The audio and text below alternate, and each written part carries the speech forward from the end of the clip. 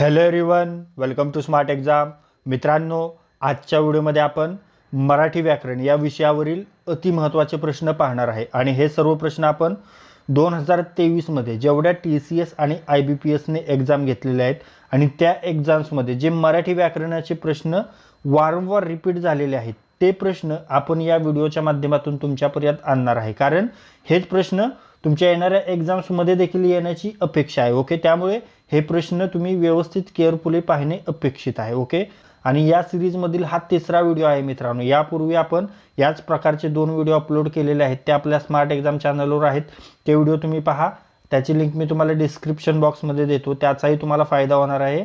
आणि हा व्हिडिओ आपल्याला शेवटपर्यंत पाहायचा आहे. चला तर वेळ न घालवता हा अतिमहत्त्वाचा व्हिडिओ स्टार्ट करू. पहा, पहिला प्रश्न, वर्तमान काळातील वाक्य शोधा. पहा, 4 वाक्य आहेत, यापैकी आपल्याला वर्तमान काळातील वाक्य शोधायचं आहे. पहा, पहिलं वाक्य कोणतं आहे? उद्या पाऊस पडेल. पहा, क्रियापद आहे पडेल. हे पडेल हे क्रियापद कोणतं काळ दर्शवितं मित्रांनो? तर ते भविष्य काळ दर्शवितं. मग हे वाक्य तर आहे भविष्य काळातील. त्यानंतर या दुकानात दुर्मिळ पुस्तके मिळत होती हे कोणतं काळ आहे? हा आहे भूतकाळ. ओके, त्यानंतर अपर्णा गावाला गेली हा देखील आहे भूतकाळ. आणि माझी बहीण दिल्लीला असते, तर हा कोणता काळ आहे? हा आहे वर्तमान काळ. ओके, मग या प्रश्नाचे उत्तर असेल पर्याय क्रमांक 4, माझी बहीण दिल्लीला असते. ओके, त्यानंतर समोरचा प्रश्न, खालील विधानार्थी वाक्य निवडायचे. खालीलपैकी विधानार्थी वाक्य आपल्याला निवडायचे. पहा, पहिलं वाक्य आहे, सलमानला कोणी कळवले होते का? काय आहे? शेवट प्रश्नचिन्ह आहे. मग हे विधानार्थी असेल का? तर हे आहे प्रश्नार्थक वाक्य. ओके, त्यानंतर अपर्णा 17 नंबरच्या बसने घरी जाते. पहा, अपर्णा 17 नंबरच्या बसने घरी जाते. पहा, या वाक्यात काय? तर ह्या वाक्यात केवळ विधान केलेलं आहे, बरोबर आहे. मग हे असणार विधानार्थी वाक्य. मग या प्रश्नाचे उत्तर असेल पर्याय क्रमांक 2, अपर्णा 17 नंबरच्या बसने घरी जाते. एकदा आपण कन्फर्म करूया, खालची वाक्य पाहूया. वाहतुकीसाठी रस्ता मोकळा ठेवा. आणि एक मी काय सांगतो ते. पहा, या वाक्यामध्ये काय आहे? आज्ञा केलेली आहे, बरोबर ना? म्हणून योग्य उत्तर आहे पर्याय क्रमांक 2. म्हणजे काय असतंय तर विधानार्थी वाक्यात केवळ विधान केलेलं असतं मित्रांनो. आणि अशा वाक्यात सुरुवात नेहमी कर्त्याने होते आणि शेवटी पूर्णविराम असतो, हे लक्षात ठेवा. कर्त्याने सुरुवात झालेली आहे, शेवटी पूर्णविराम आहे आणि विधान केलेले आहे. ओके, पुढे पाहूया. पांढरपेशा शब्दातून काय अर्थ सूचित होतो? पहा, पांढरपेशा समाजातील उच्चवर्गीय मानला गेलेला गट. ओके, मग या प्रश्नाचे योग्य उत्तर पर्याय क्रमांक 1, समाजातील उच्चवर्गीय मानला गेलेला. ओके, त्यानंतर खालील वाक्यातील कर्म शोधायचे. त्याला अंधारात रस्त्यांची नावे नीट दिसत नव्हती. पहा, आता कर्म क्रियापदाने दाखवलेली क्रिया ज्याच्यावर घडते ते त्या क्रिया वाक्यातील कर्म असते. ओके, मग दिसत नव्हतीची क्रिया कशावर आहे? नावावर. मग या वाक्यातील कर्म काय असेल? नाव. योग्य उत्तर पर्याय क्रमांक 2, नावे. ओके, समोरचा प्रश्न, ओळखलत का सर मला ही प्रसिद्ध कविता कणा कोणत्या कवीची आहे? पहा, ओळखलत का सर मला ही प्रसिद्ध कविता आहे कुसुमाग्रजांची. ओके, या प्रश्नाचे योग्य उत्तर असेल पर्याय क्रमांक 2, कुसुमाग्रज. आता कुसुमाग्रजांचं खरं नाव काय आहे ते मी तुम्हाला सांगणार नाही, त्याचे उत्तर तुम्हाला लगेच कमेंट बॉक्समध्ये सांगायचं आहे. कुसुमाग्रजांचं नाव काय आहे? ओके, हे त्यांचं टोपण नाव आहे, खरं नाव तुम्हाला कमेंट बॉक्समध्ये सांगायचं आहे. त्यानंतर मंगेश पाडगावकर यांच्या कविता काय साहित्यांचं? जिप्सी, विदूषक, गझल, धारा, नृत्य, पक्षी, संन्याम आणि उत्सव. त्यानंतर शांता शेळकेंचं काय साहित्य? तर वर्षा, तोच चंद्रमा, गोंधन, काळ्यांचे दिवस, अनोळख, टिपटिप चांदणे इत्यादी. आणि इंदिरा संत यांचं काय? तर सहवास, श्यामली, कदली, चैतू. ओके, तसेच कुसुमाग्रजांचं आणखीन काय साहित्य? तर जीवन लहरी, मराठी माती, हिमरेषा, वादळदळ, मुक्तायन, मैबुदूत. आता मी आशा करतो की तुम्ही खरं नाव यांचं सांगितलं असेल. तर कुसुमाग्रज यांचं खरं नाव आहे वि.वा. शिरवाडकर, म्हणजेच विष्णू वामन शिरवाडकर. काय? वि.वा. शिरवाडकर म्हणजेच विष्णू वामन शिरवाडकर. ओके, पुढे पाहूया. वर्तमान काळाचं वाक्य निवडायचं आहे. अपर्णा गावाला गेली आपण पाहिलं, हा आहे भूतकाळ. त्यानंतर हिवाळ्यात दिवस मोठा असतो, हेच वर्तमान काळ आहे. योग्य उत्तर पर्याय क्रमांक 2, हिवाळ्यात दिवस मोठा असतो. ओके, त्यानंतर तिसरं वाक्य, वैदेही मुक्त आणि प्रिया रडल्या. काय? हे क्रियापद भूतकाळातील क्रिया रडून गेल्या. ओके. आणि आज रमा आनंदून जाईल, हे काय आहे? हा आहे भविष्यकाळ. ओके. त्यानंतर पुढे पाहूया. खालील वाक्याचा काळ शोधा. घंटा झाली की मुले वर्गात जातील. पहा, घंटा झाली की मुले वर्गात जातील, हा काळ कोणता आहे? तर हा आहे भविष्यकाळ. मग या प्रश्नाचे योग्य उत्तर असेल पर्याय क्रमांक 1 भविष्यकाळ. पहा, जातील या क्रियापदावरून असं कळतंय की मुले वर्गात जाण्याची क्रिया नंतर म्हणजे पुढे भविष्यात होणार आहे, म्हणून हा भविष्यकाळ. ओके. पुढे पाहूया. कर्तरी प्रयोगात करता नेहमी डॅश डॅश असतो. पहा मित्रांनो, कर्तरी प्रयोगात कर्ता नेहमी असतो प्रथमांत. ओके. मग या प्रश्नाचे योग्य उत्तर असेल पर्याय क्रमांक 2 प्रथमांत. ओके. आणि भाव्य प्रयोगात कर्ता व कर्म कसे असतात? गौण असतात. ओके. पुढे पाहूया.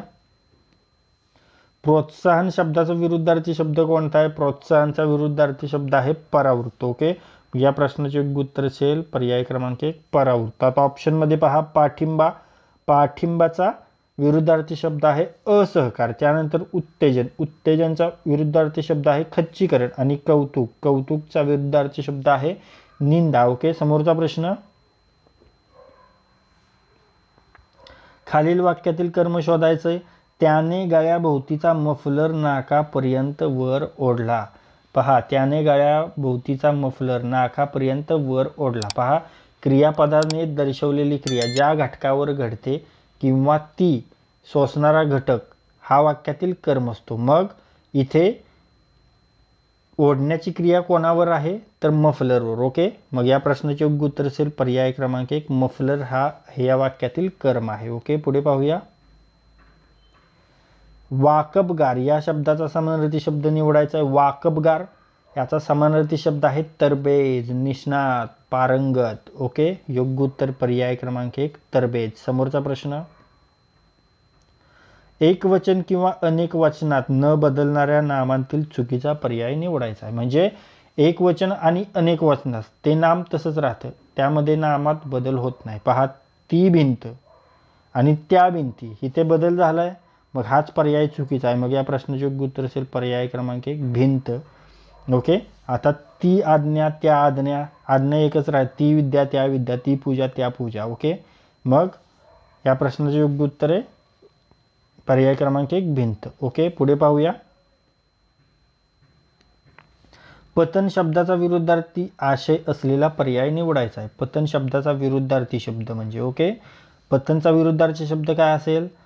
उन्नती असेल. ओके. मग या प्रश्नाचे योग्य उत्तर असेल पर्याय क्रमांक 3 उन्नती. समोरचा प्रश्न, खालील स्त्रीलिंगी शब्द जोड्यांपैकी चुकीची जोडी शोधायची. पहा, खाली स्त्रीलिंगी जोड्या आहेत, त्यामध्ये स्त्रीलिंगी नसणारी आपल्याला जोडी शोधायची. भिंत सून ही आहे, केळी चूक ही आहे, घरदार. आता पहा, घरदार, घर स्त्रीलिंगी आहे का? तर ते आहे नपुंसकलिंगी. मग या प्रश्नाचे योग्य उत्तर असेल पर्याय क्रमांक 3 घरदार, घर. ओके.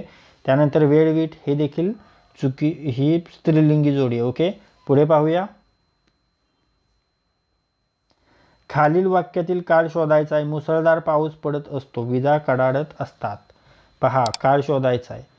मग पहा, वाक्यातील हे वाक्यातील पडत असतो आणि कडाडत असतात या क्रियापदावरून आपल्याला पाऊस पडण्याची आणि विजा काढण्याची क्रिया वर्तमानात काळात चालू असल्याचं समजतंय. म्हणून हा काळ कोणता असणार मित्रांनो? तो असणार वर्तमान काळ. ओके. या प्रश्नाचे उत्तर असेल पर्याय क्रमांक 1 वर्तमान काळ. समोरचा प्रश्न, खालील अनेक वचनी शब्दांपैकी चुकीचा पर्याय शोधायचा आहे. अनेक वचनी, क्लेश, रोमांच, डोहाळे हे अनेक वचनी शब्द आहे. आता पहा, घड्याळ हे अनेक वचने आहे का रे? तर घड्याळ हे एक वचन आहे आणि घड्याळाचं अनेक वचन काय होतं? घड्याळे. मग या प्रश्नाचे उत्तर असेल पर्याय क्रमांक 4 घड्याळे. ओके. त्यानंतर पुढे पाहूया. हरिहर, स्त्री पुरुष, कृष्णार्जुन हे कोणत्या समासाचे उदाहरणे आहेत? पहा, हरिहर, हरी आणि हर, स्त्री पुरुष, स्त्री आणि पुरुष, आणि कृष्ण अर्जुन, कृष्ण आणि अर्जुन. आता या दोन्ही पदे महत्त्वाची आहेत का मित्रांनो? तर पहा, ज्या समासातील दोन्ही पदे अर्थाच्या दृष्टीने महत्त्वपूर्ण असतात ती असतो द्वंद्व समास. ओके. मग या प्रश्नाचे उत्तर असेल पर्याय क्रमांक 2 द्वंद्व समास. ओके. पुढे पाहूया. समोरचा प्रश्न, बहकणे म्हणजे काय रे? तर बहकणे म्हणजे वाहवत जाणे. योग्य उत्तर पर्याय क्रमांक 1 वाहवत जाणे. चोप देणे म्हणजे काय? मारणे. आणि खोट्या सबबी देणे म्हणजे खोटा पाठपुरावा करणे आणि ढोंग म्हणजे काय तुम्हाला माहीतच आहे. खालीलपैकी एक वचनी रूप शोधायचं आहे. मंडळ, मडकी, लिंबे, गाणी. तर पहा मंडळ, मंडळे बरोबर. मग या प्रश्नाचे योग्य उत्तर असेल पर्याय क्रमांक 1. मंडळ हे एकवचनी रूप आहे. मंडळ हे समूहवाचक नाम आहे आणि समूहवाचक नाम हे एकवचनीच असतात. ओके.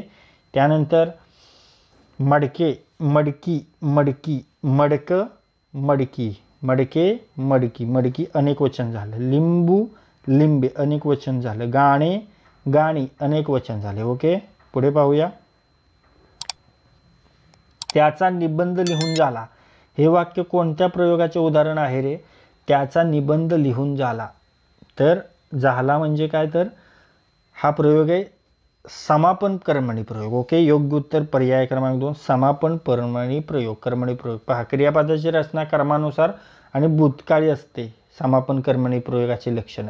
त्यानंतर कर्त्याला षष्टीचा प्रत्यय असतो आणि कर्त्याला प्रत्यय कर्माला प्रत्यय नसतो आणि कर्माला प्राधान्य असते. हे लक्षात ठेवायचे. पुढे पाहूया.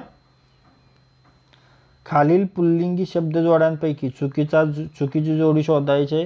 पुल्लिंगी म्हैस कालवड, म्हैस कालवड या पुल्लिंगी आहेत का? तर या स्त्रीलिंगी जोड्या. ओके. योग्य उत्तर पर्याय क्रमांक 1. म्हैस आणि कालवड झाली स्त्रीलिंगी. ओके. म्हैस कालवड. आंबापाळा पुल्लिंगी, रस्ता चौक पुल्लिंगी, सदरा डबा पुल्लिंगी. ओके. पुढे पाहूया. खालील सकर्मक क्रियापद असलेले वाक्य कोणते ते सुचवायचे. सकर्मक क्रियापद असलेले वाक्य. तो आज नगरला जाईल. शीला निबंध लिहिते. पहा सकर्मक क्रियापदानं काय? तर क्रियापदानं दर्शवलेली क्रिया करणारा एक आणि क्रिया सोसणारा दुसराच असतो तेव्हा ते सकर्मक क्रियापद असते. मग पहा शीला कर्ता आहे, कर्मय निबंध आणि लिहिते, लिहिते आहे क्रियापद. ओके. या प्रश्नाचे योग्य उत्तर असेल पर्याय क्रमांक 2 शीला निबंध लिहिते. ओके. पुढे पाहूया. खालीलपैकी पुल्लिंगी शब्द ओळखायचा आहे. पुल्लिंगी शब्द कोणता आहे? तर तो आहे शेळी, दोरी, इमारत, मित्र. ती शेळी, तो मित्र. ओके. योग्य उत्तर पर्याय क्रमांक 2 मित्र. ती दोरी, ती इमारत. ओके. पहा शेळी, दोरी, इमारत हे स्त्रीलिंगी शब्द झाले. ओके. पुढे पाहूया. खालीलपैकी द्विगु समासाचे उदाहरण शोधायचे. पहा द्विगु समासाचं उदाहरण आपल्याला शोधायचं आहे. तर अशी माणसे त्रिभुवनात राहतात. पहा हेच उदाहरण आहे. योग्य उत्तर पर्याय क्रमांक 1 अशी माणसे त्रिभुवनात राहतात म्हणजे 3 भुवनांचा समूह. ओके. तर मित्रांनो या व्हिडिओमध्ये आपण तुमच्या येणाऱ्या परीक्षांवर फोकस करून 2023मध्ये जेवढ्याही TCS IBPSने परीक्षा घेतलेल्या आहेत आणि त्या परीक्षांमध्ये जेवढेही महत्त्वाचे मराठी व्याकरणावरील प्रश्न विचारण्यात आलेले आहेत ते प्रश्न आपण या व्हिडिओच्या माध्यमातून तुमच्यापर्यंत आणलेले आहेत, ज्याचा तुम्हाला येणाऱ्या सर्वच परीक्षांसाठी फायदा होणार आहे. जर हा व्हिडिओ तुम्हाला युजफुल वाटला असेल तर या व्हिडिओला लाईक करा. हा व्हिडिओ आपल्या कमीत कमी 10 मित्रांसोबत शेअर करा. आणि जर हा व्हिडिओ तुम्ही पहिल्यांदाच आपल्या स्मार्ट एक्झाम चॅनलवर पाहत असाल तर आपल्या स्मार्ट एक्झाम चॅनलला सबस्क्राईब करा आणि बेल आयकॉनला हिट करा. तर लाईक करा, शेअर करा आणि सबस्क्राईब करा. थँक्यू.